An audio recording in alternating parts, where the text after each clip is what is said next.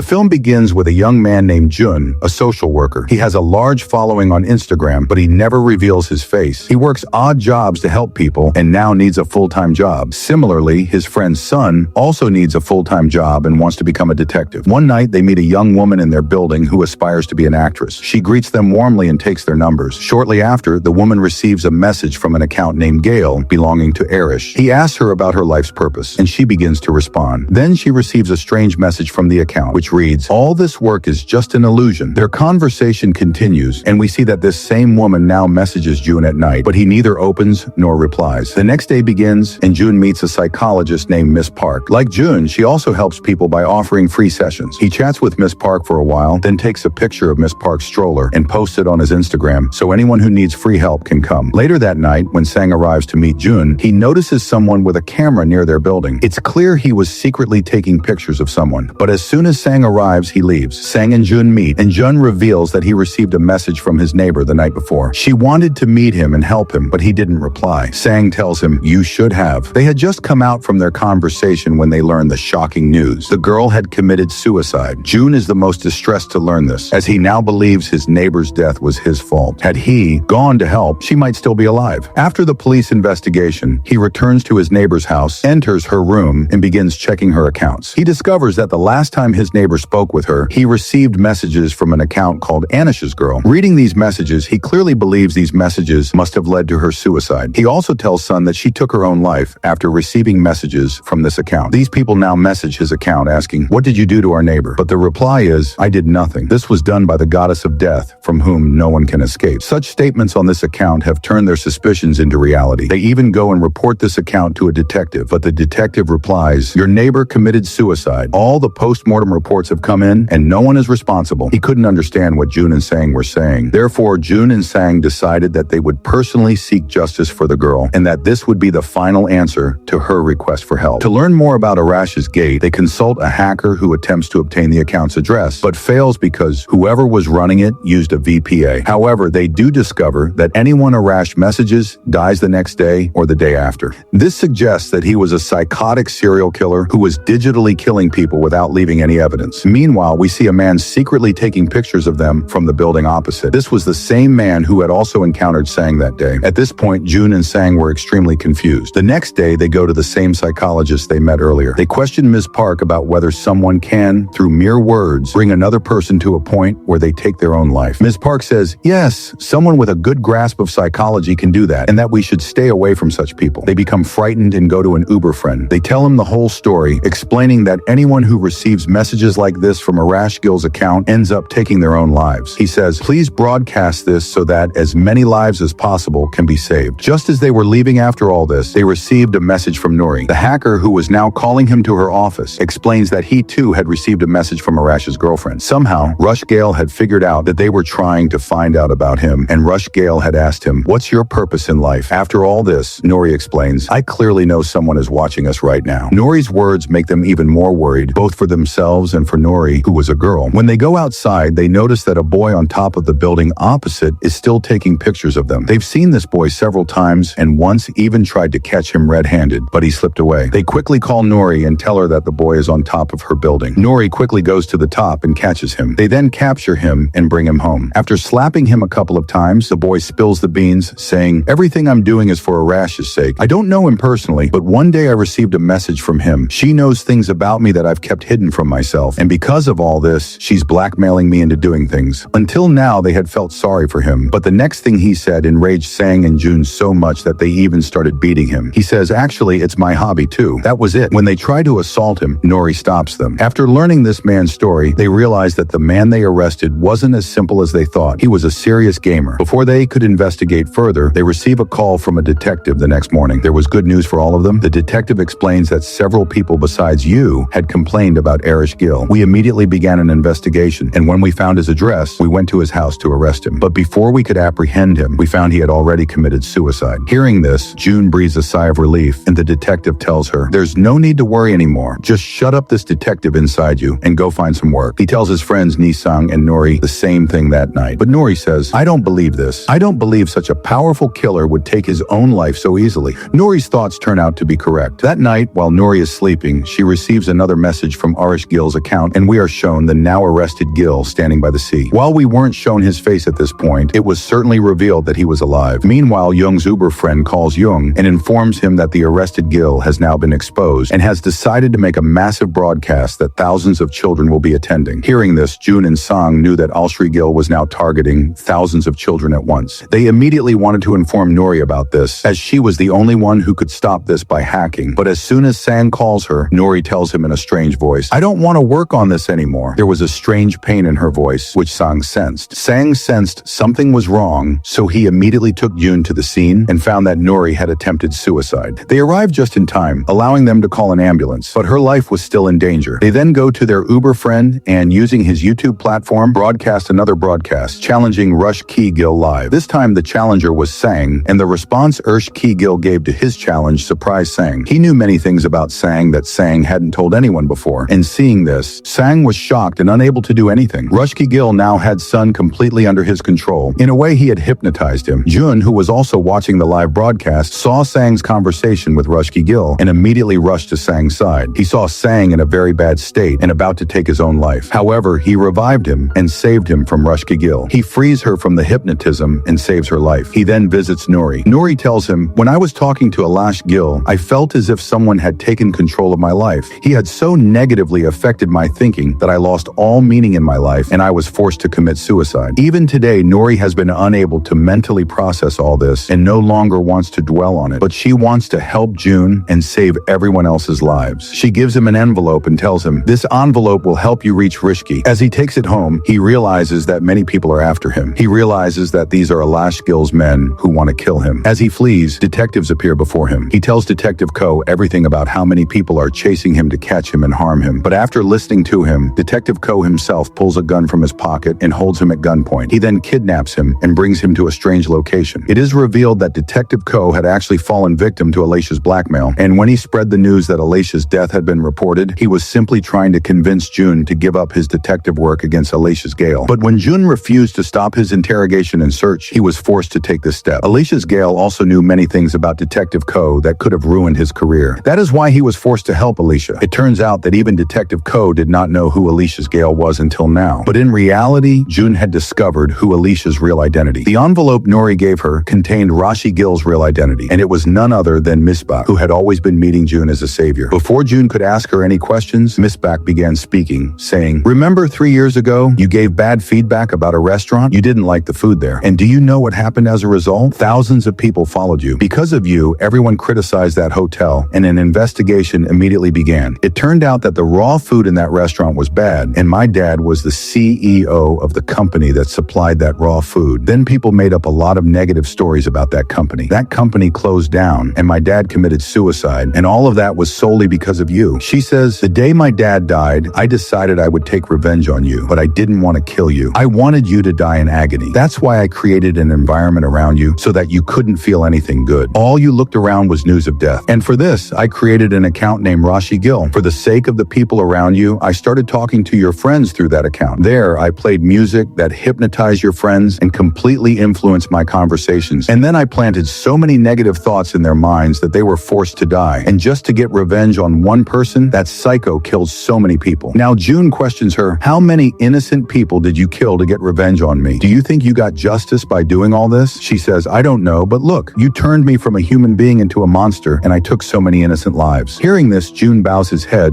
and then apologizes to her. He says, "I had no idea your dad would take such a drastic step because of one small step I took. He would take his own life. If I had known, I would never have done it. Whatever I did it for everyone's well-being. I thought the company would fix its affairs and everything would be fine. But everything turned out the opposite." Jun tells him, "Whatever's done is done. You kill me and end this whole thing." But Misbah says, "Not yet." She messages someone there and tells Jun that your friend Sang's life is also in danger. Elsewhere, it's shown that many people arrive to kill Sang. They beat him up and injure him. But before they can kill her, Nori arrives and saves her life. It's here that we learn that she's not only a hacker, but also a very capable fighter. Meanwhile, Miss Park, the one arrested, is about to broadcast again, still planning to kill many people. Jun arrives and stops her, telling her not to do it, but she doesn't stop. Jun then says, "You can continue doing whatever you want, but now no one will join your broadcast because I had a spy cam installed in my shirt button. Everything you said has been streamed live to everyone. Your true identity has now been revealed." Realizing her game is over, she attempts to take her own life, jumping from where she was standing. It turns out Jun had made all the arrangements, and the police were already there, who quickly spread a safety mattress and saved her life, and she is then arrested. Finally, Jun, along with Sang and Nuri, survived. They had saved thousands of lives. They had become saviors and heroes all at the same time. But Jun didn't want to accept this false reputation. He revealed the truth on his account. The loss of so many lives was due to my actions. I exposed a hotel, which led to Mispak's father committing suicide, and Mispak killed many innocent people to avenge that. Even after learning the truth, Jun's followers' love for him remained undiminished. Jun remains a hero to his followers, helping them all. The movie ends with them moving on in life.